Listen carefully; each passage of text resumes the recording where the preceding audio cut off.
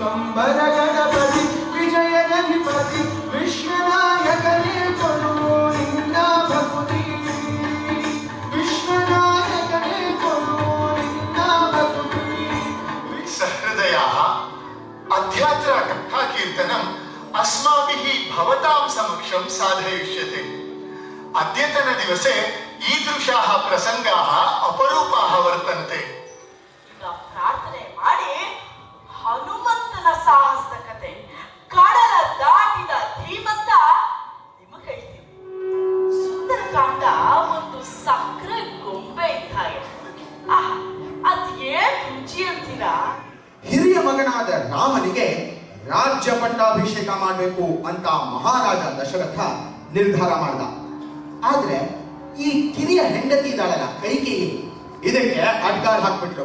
ಅದರಂತೆ ರಾಮ ವಾಲಿಯನ್ನ ಕೊಂದು ಕಿಷ್ಕಿಂಧೆಗೆ ಸುಗ್ರೀವನನ್ನ ರಾಜನನ್ನ ಮಾಡ್ದ. ಈಗ ಸುಗ್ರೀವ ತನ್ನ ಕಪಿ ಸೈನ್ಯವನ್ನ ಸೀತೆಯನ್ನ ಹುಡುಕೋದಕ್ಕೆ 1 ತಿಂಗಳು ಕಾಲಾವಕಾಶ ಕೊಟ್ಟು ಕಳಿಸ್ದ. ಓಹೋ, ಅಂದ್ರೆ ಈಗ 100 ಯೋಜನೆಗಳ ಸಮುದ್ರವನ್ನ ಇಲ್ಲಿಂದ ಒಂದೇ ನಿಟ್ಟಿಗೆ ಹಾರಬೇಕು. ಅಲ್ಲಿ ಸೀತಾಮಾತೆಯನ್ನ ಕಂಡು ಮತ್ತೆ ಇಲ್ಲಿಗೆ ಹಾರ ಬರ್ಬೇಕು. ಈ ಸಾಹಸವನ್ನ ಮಾಡೋರು ಯಾರು?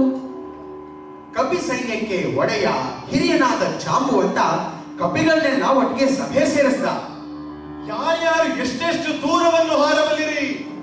ಈ ಸಾಹಸವನ್ನು ಮಾಡಿ ಅಲ್ಲಿರುವ ಸೀತಾಮಾತೆಯನ್ನು ಕಂಡು ಮತ್ತೆ ಇಲ್ಲಿಗೆ ಹಾರಿ ಬರಲು ಒಬ್ಬನಿಗೆ ಮಾತ್ರ ಸಾಧ್ಯ. ಯಾರದು? ಯಾರಿಗೆ? ಹನುಮಂತನಿಗೆ. ಈ ಹಾರುವ ಸಾಹಸವನ್ನು ಮಾಡುವ ಶಕ್ತಿ ಇರುವುದು ಹನುಮಂತನೊಬ್ಬನಿಗೆ ಮಾತ್ರ.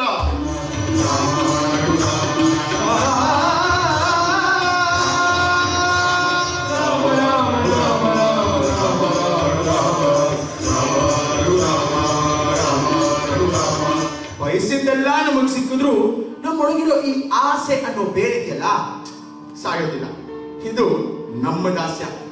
ಇಂಥ ದಾಸ್ಯವನ್ನ ಬಿಟ್ಟಾಗ ಮಾತ್ರ ಮಾರುತಿಯಂತೆ ನಾವು ಸಹ ರಾಮದಾಸರಾಗಬಹುದು. ಹನುಮಂತ ಹಾರಲು ಸಿದ್ಧನಾದ. ತನ್ನ ದೃಷ್ಟಿಯನ್ನು ಆಕಾಶದಲ್ಲಿ ನೆಟ್ಟು ಒಂದೇ ಸಲಕ್ಕೆ ಜಿಗಿದ. ಆಗ ಎಲ್ಲರೂ ಒಟ್ಟಾಗಿ ಕಡಲ ದಾಟಿದ ಧೀಮಂತ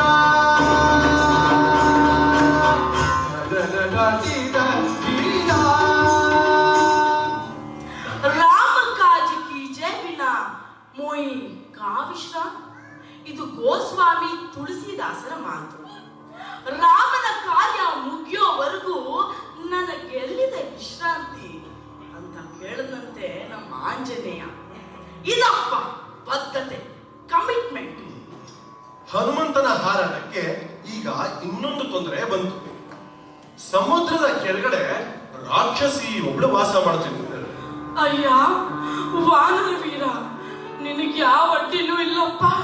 ನೀನು ಲಂಕೆ ಒಳಗೆ ಹೋಗ್ಬೋದು. ಅಲ್ಲಿಂದ ಹನುಮಂತ ಅಶೋಕವನಕ್ಕೆ ಬಂದ. ಅಲ್ಲಿ ಶಿಂಶುಪ ವೃಕ್ಷದ ಕೆಳಗೆ ಸೀತಾಮಾತೆಯನ್ನ ನೋಡ್ದ. ರಾಮನ ವಿರಹದಿಂದ ಸೀತೆ ಕೃಶವಾಗಿ ಹೋಗಿದ್ಲು. ಕಿರುಬೆರಳಿಗೆ ಸರಿ ಹೊಂದೋ ಉಂಗುರ ಈಗ ಅವಳ ಕೈಗೆ ಬಳೆಯಾಗಿದೆಯಂತೆ. ಸೂರ್ಯೋದಯ ಆಯಿತು.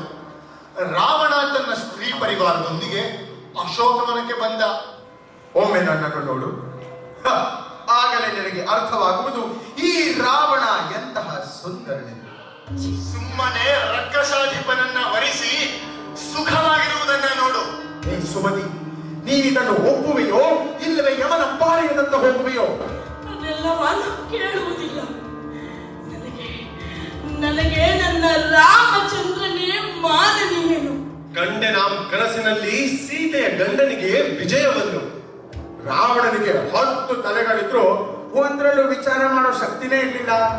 ಅದಕ್ಕೆ ತುಳಸಿದಾಸರು ದಶಶಿರ ಅನ್ನದೇ ದಶಮುಖ ಅನ್ನೋ ಪದ ಪ್ರಯೋಗ ಮಾಡಿದ್ದಾರೆ. ಇದನ್ನ ನೋಡಿದಂತ ಆಂಜನೇಯ ಅಯ್ಯಯ್ಯೋ ಆಘಾತವಾಯ್ತು. ಏನು ಮಾಡಿದರೆ ಸೀತೆ ತನ್ನ ಆತ್ಮಹತ್ಯೆಯ ಪ್ರಯತ್ನವನ್ನು ನಿಲ್ಲಿಸಿಯಾಳು. ಕೊನೆಗೆ ಆಂಜನೇಯ ತಾ ನಿಂತಿದ್ದ ಜಾಗದಿಂದಲೇ ಕ್ಷೇಮ ಕ್ಷೇಮ ರಾಮ ಕ್ಷೇಮ ಅಂತ ತನ್ನ ಮೃದು ಮಧುರ ಸ್ವರದಿಂದ ಹೇಳಿದ.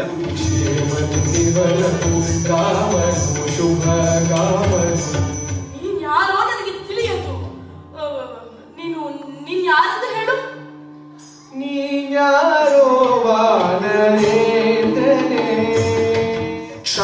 ತಾಯಿ, ನಾನು ಮಾಯಾರೂಪಿ ರಾಕ್ಷಸನಲ್ಲ, ಶ್ರೀರಾಮನ ದೂತ ಹನುಮಂತ. ದಶರಥ ರಾಮನು ದಂಡೆತ್ತಿ ಬರುವ ಅಸುರ ರಾವಣನ ಧ್ವಂಸವಗೈದ. ಏನು, ನೀನು ರಾಮಚಂದ್ರನ ದೂತನೇ? ಹಾಗಾದರೆ ನನ್ನ ರಾಮಚಂದ್ರ ನೋಡುವುದಕ್ಕೆ ಹೇಗಿದ್ದಾನೆ ಹೇಳು? ರಾಮನಿಂದ ಚೆಲುವ ಅಮ್ಮಯ್ಯ ಸೀತಾ, ರಾಮನಿಂದ ಚೆಲುವ ಅಮ್ಮಯ್ಯ. ಸೀತೆಯಿಂದ ಬೀಳ್ಕೊಳ್ತಾ ಹನುಮಂತ ತನ್ನ ಶಕ್ತಿನ ರಾವಣನಿಗೆ ಪರಿಚಯ ಮಾಡಿಕೊಡ್ಬೇಕು ಅಂತ ನಿರ್ಧಾರ ಮಾಡಿದ. ಅಲ್ಲಿದ್ದ ಪ್ರಮದ ವನವನ್ನ ನಾಶ ಮಾಡಿಬಿಟ್ಟ. ರಾವಣ ಕೋಪಗೊಂಡು ತನ್ನ ಮಗ ಅಕ್ಷಕುಮಾರನನ್ನ ಯುದ್ಧಕ್ಕೆ ಕಳಿಸ್ದ. ಆದ್ರೆ ನಮ್ಮ ಹನುಮಂತ ಅವನನ್ನು ಯಮನಿಗೆ ಅತಿಥಿಯನ್ನಾಗಿ ಕಳಿಸ್ಬಿಟ್ಟ. ಆಗ ರಾವಣ ತನ್ನ ಇನ್ನೊಬ್ಬ ಮಗ ಇಂದ್ರಜಿತ್ತುನ ಯುದ್ಧಕ್ಕೆ ಕಳಿಸ್ದ. ಅವನು ಬ್ರಹ್ಮಾಸ್ತ್ರನ ಪ್ರಯೋಗ ಮಾಡಿ ಹನುಮಂತನನ್ನ ನಿಗ್ರಹಿಸಿ ಹಗ್ಗಗಳಿಂದ ಬಂಧಿಸಿ ರಾವಣನ ಆಸ್ಥಾನಕ್ಕೆ ಕರೆದೊಯ್ದ. ಎರಡು ಶರದಿಯು ಏಕವಾಗಿದ್ದ ಕನ್ಯ ಹೇಗೆ ಬಂದೆಯೋ ಹೇಳೋ ಗೊತ್ತೇ.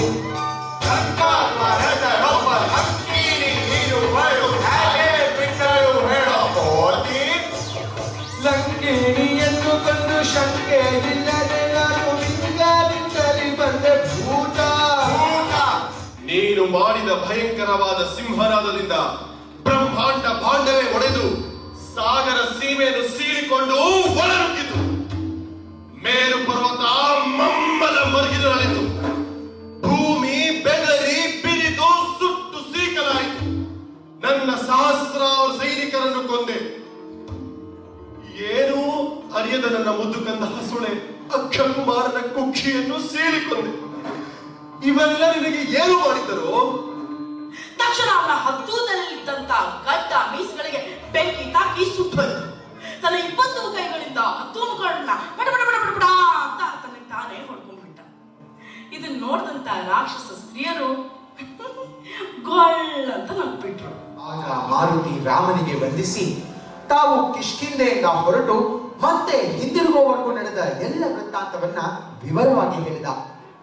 ನಂತರ ರಾಮ ಕಪಿಗಳ ಸಹಾಯದಿಂದ ಸಮುದ್ರಕ್ಕೆ ಸೇತುವೆಯನ್ನ ಕಟ್ಟಿ ಲಂಕೆಗೆ ಹೋಗಿ ರಾವಣಾದಿಗಳನ್ನ ಸಂಹಾರ ಮಾಡಿದ. ಅಲ್ಲಿಂದ ರಾಮ, ಸೀತೆ, ಲಕ್ಷ್ಮಣ ಹಾಗೂ ಹನುಮಂತ ಇಡೀ ಕಪಿ ಸೈನ್ಯದೊಂದಿಗೆ ಪುಷ್ಪಕ ವಿಮಾನದಲ್ಲಿ ಅಯೋಧ್ಯೆಗೆ ಹೊರಟರು. ಈಗ ಹೇಗಿದ್ರು ಅಂಜನಾಚಲದ ಹತ್ತಿರವೇ ಬಂದಿದ್ದೇವೆ. ಒಂದೇ ಒಂದು ಬಾರಿ ನಿನ್ನ ತರುಶ್ರವನ್ನ ನನ್ನ ತಾಯಿಗೆ ಕರುಣಿಸೋದಕ್ಕೆ ಸಾಧ್ಯನಾ ಸ್ವಾಮಿ? ಕೋದಂಡ ರಾಮ, ನಿನ್ನನ್ನು ಇಲ್ಲಿಗೆ ನನ್ನ ಕಂದ ಆಂಜನೇಯನು ಕರೆದುಕೊಂಡು ಬಂದನೆ. ನನ್ನ ಜನ್ಮ ಸಾರ್ಥಕವಾಯಿತು ಸ್ವಾಮಿ. ಅದೆಲ್ಲ ಸರಿ ಸ್ವಾಮಿ. ರಾವಣನ್ನ ಸಂಹಾರ ಮಾಡಿದ್ಯಾರು? ನನ್ನ ಕಂದ ಆಂಜನೇಯನೇ ತಾನೆ? ಇಲ್ಲ ತಾಯಿ, ರಾವಣನನ್ನ ಸಂಹಾರ ಮಾಡಿದ್ದು ನಾನೇ. ಆಂಜನೇಯನು ರಾವಣನನ್ನು ಸಂಹಾರ ಮಾಡಲಿರುವೆ. ಈ ಭೂಮಂಡಲವನ್ನ 2 ಭಾಗ ಮಾಡು ಅಂದ್ರೆ ಭಾಗ ಮಾಡಿ ತಾನಂತೆ ಬಾರಿಸುತ್ತಾನೆ. ಇದೇನ್ ತಾಯಿ ಹೀಗೆ ಕೇಳ್ಬಿಟ್ಟೆ? ನನ್ನ ಹನುಮನಿಗೆ ರಾವಣನನ್ನ ಸಂಹಾರ ಮಾಡೋದಕ್ಕೆ ಶಕ್ತಿ ಇಲ್ಲ ಅನ್ಕೊಂಡೇನು? ಕೇವಲ ಒಂದೇ ಒಂದು ಮುಷ್ಟಿಯ ಹೊಡೆತದಿಂದ ರಾವಣನನ್ನ ಯಮಲೋಕಕ್ಕೆ ಕಳಿಸ್ಬಿಡ್ತಿದ್ದ ಈ ನನ್ನ ಹನುಮ. ಇಂತಹ ಪರಾಕ್ರಮಶಾಲಿಯಾದ ಮಗನನ್ನು ಪಡೆದ